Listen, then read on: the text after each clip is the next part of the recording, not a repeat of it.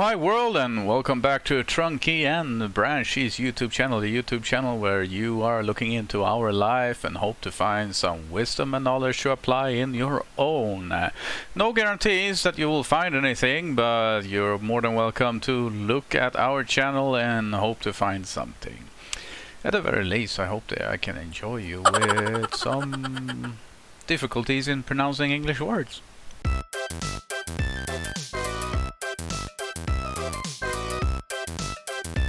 I personally for money in other languages. Expansion definition of material, what do you call it? Not material, you call it maternity leave and enthusiastic. Economical when it international. Internationally. Ancient here in Sweden, what is included and dividends. Because all facturas, sorry, English, all invoices, the doctors of econom English mahirap tulong po.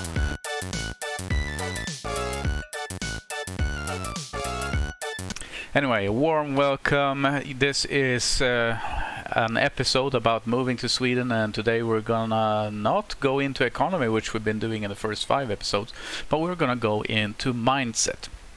Mindset is the most powerful tool that you have. It is a super weapon. If you have the right mindset, you can conquer the world. You can take 10 persons and you can invade Cuba if you have the right mindset. And that has been done. That has been done in the past. But if you have the wrong mindset, absolutely nothing will work for you. You will have the wrong way of viewing the world, and you'll not have the drive and abilities that you need to succeed in life. I mean, you could have all the nations, all the world's military forces, and you couldn't invade your own living room if you have the wrong mindset. Mindset is so powerful.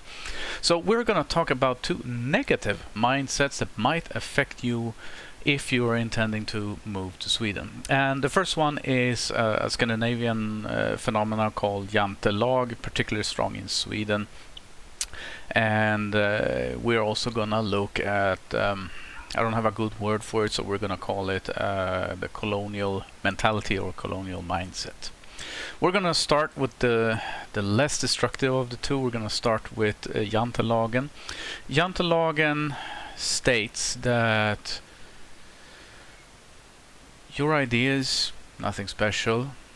They're not more than our ideas. Your abilities are nothing special. It's not above average. You do not excel. You're not above anyone. You're just as everyone else. That is very broadly. I'll see if I put up in the screen the laws in Swedish. But the Jantelag, even though it seems to want to create an equal society where everybody is equal, what it actually does is that it saps you from motivation. Because what will happen is that you get this idea that could change the world, that could work as a business, and you could do good in society. And what will happen is like, I'm nothing special. I can't do that. That is huge. That's for the world. That's for better people than me to do, because I believe in Jantelag, and it says that I am average. I'm nobody. And what happens then with that kind of mindset? You don't have the courage that it takes to take the step to do something creative with your life and bring your ideas and your dreams into reality. And this has been one of the oldest showstoppers in Swedish development. I mean, Sweden would have been far ahead of where it is now if we hadn't had Jantelagen. I believe that Jantelagen is one of the most negative forces that we have in Swedish culture. And then leaving Jantelagen and then moving on to what we earlier called the colonial mindset. The colonial mindset it's much more destructive than Jantelag, and you could almost say that it's a weaponized Jantelag. The difference between Jantelag and a colonial mindset is that Jantelag grew up organically inside Swedish the centuries here in Swedish culture, and that did not happen with the colonial mindset, because the colonial mindset was designed. Okay, it was intentional. A power with more military might than another invades and colonizes another place, and it is in their interest that that place, that culture, do not grow strong and be able to play on equal terms with the colonial power. So they have to design and indoctrinate a mindset that is destructive to the colonized culture. And this means that you are completely unbiblically, you're trying to cause a divide in between people. You're trying to create strife in between people. You're also trying to say that your ideas not worth anything. Your products are infantile and they're poorly executed. You can't do this. You can't do that. No, you can't read. And no, you don't have right to your own language. And no, you don't have rights to arms. And you don't have right to your own history. You don't have a history. That is what colonial powers are trying to indoctrinate. And in many cases, they were very successful. And on the other hand, they were not only pulling down a culture and the culture's own view of itself and its own heritage, they were also elevating their own at the expense of the other. Like everything the colonial power does is great, it's awesome, it's incredible, and you guys, you can't even come close to what the colonial power is going. That is the intentional and destructive message that the colonial powers are trying to indoctrinate, and in some cases quite successful. There are many cultures around the world now that are without a history because the colonial powers completely eradicated their culture. And what this does is that 1 or 2 generations ago, in theory, the colonial powers let the military control go and they let the political power control go. In theory, this can be debated in its own subject, but they left behind the colonial mindset.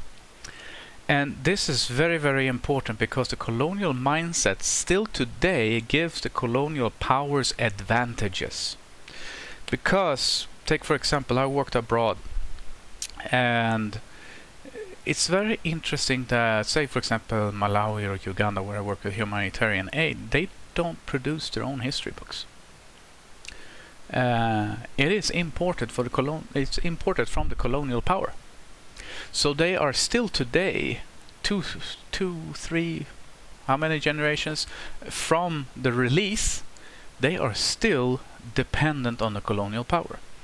And in the minds, the former colonies are still bound to the colonial powers, and they still have this indoctrination that when something from the colonial power shows up, it is automatically and without scrutiny or critical thought, it is believed or sensed that it is better than anything that has been produced in their own culture.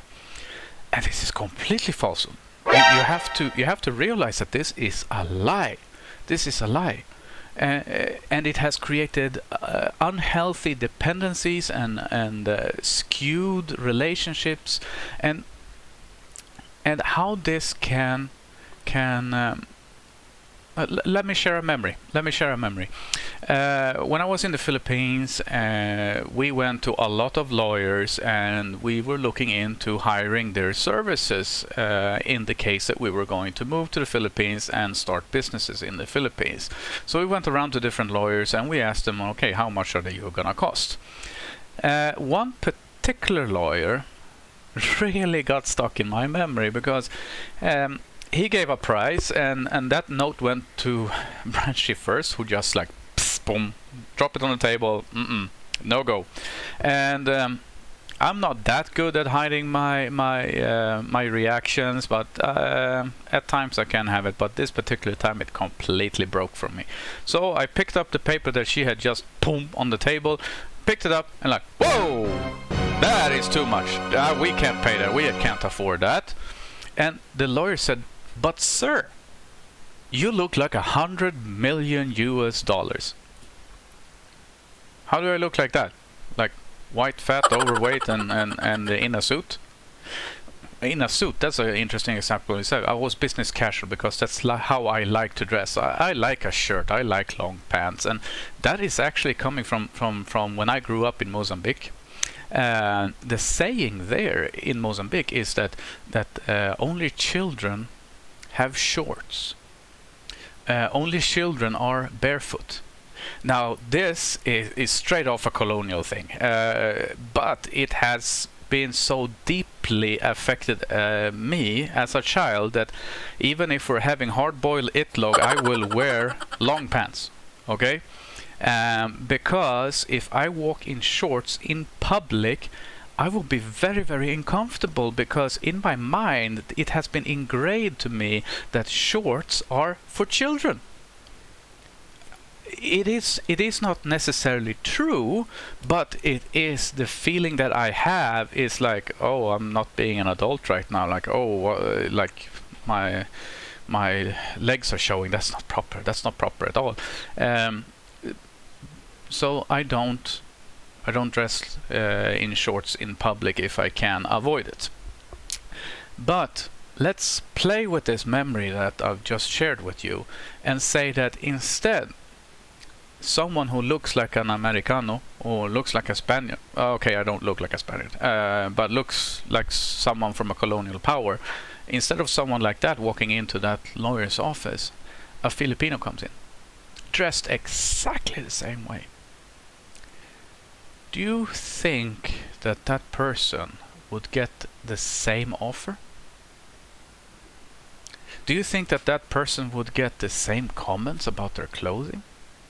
Hey, fellow countryman, you look like $100 million US. Do you think that will happen? Why not? Why? So there is a clear dependency that's still active in former colonies where this indoctrination still has effect. And I just want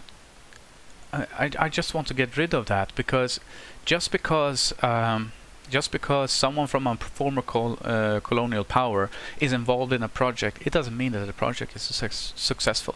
Just because a foreigner owns a business in your country doesn't mean it's successful. Just because a person from a colonial power steps in the room, it doesn't mean that that person is successful. It doesn't mean that that person is smarter. It doesn't mean that that person has more resources or more power or connections or has any advantage over anyone else in that room. It is not based on that. Power and resources are based on your ability to bring your ideas into fruition and manage to positively influence people. It has nothing to do with how you look, how you dress, or anything. I'm telling you now, you are special as you are. And anyone who tries to say anything else, they are lying. You are a creative person with a divine spark in you to change the world. There is a divine idea placed in your mind to change the world for the better. And this idea that has been placed in your heart, that is burning in your heart, you have to act on it. You cannot let what anyone else is telling that you are hinder you from blessing the world with this gift that you have been given. I want you to take a homework right now. And if you're from a colonial power, I want you to sit down right now and look at it. How am I presenting myself? How am I behaving myself? What are my views that are not founded in reality, but it's actually part of an indoctrination that's been ongoing from my country, my culture, that has been abusing another? How am I abusing this colonial mindset? And if you are from a former colony, I want you to look into your culture. I want you to look into your history. And I know, wherever you are in the world, I know that even though the colonial powers have done anything and everything in their powers to destroy your culture and your heritage, there's still something left. And I know that the history that your culture has is fascinating, and it is worth to study. I want you to look through everything about your own culture, and I want you to think about everything negative. I want you to really study what you think are negative about your own people, your own society, your own culture, and your own country. Everything that you think is negative about it, about your internal production and the businesses, and everything you think are negative about your own culture. Write it down. And once you have done that, you ask yourself this question: why do I believe this way? Is it because of my values? Okay, fine. But is it because something was told to my forefathers 300 years ago that has been repeated? Is it really my value, or is it the value of the colonial power that I am reinforcing on my own heritage and my own life? And even though this is homework, I want to tell you again, let go of this. Let go of this. You can compete with anyone. I know that you can compete with me. You can outwork me. You can outproduce me. You can outthink me. You can outskill me. It's all there. We are equals. We are equals, just as Christ taught us. Okay? You can change the world. Now say that out loud for yourself. I will change the world because of the ideas I have in my mind. I will make a different future for my family and myself. That concludes our video, and I really hope that you have been blessed, and I hope to see you again. Inget.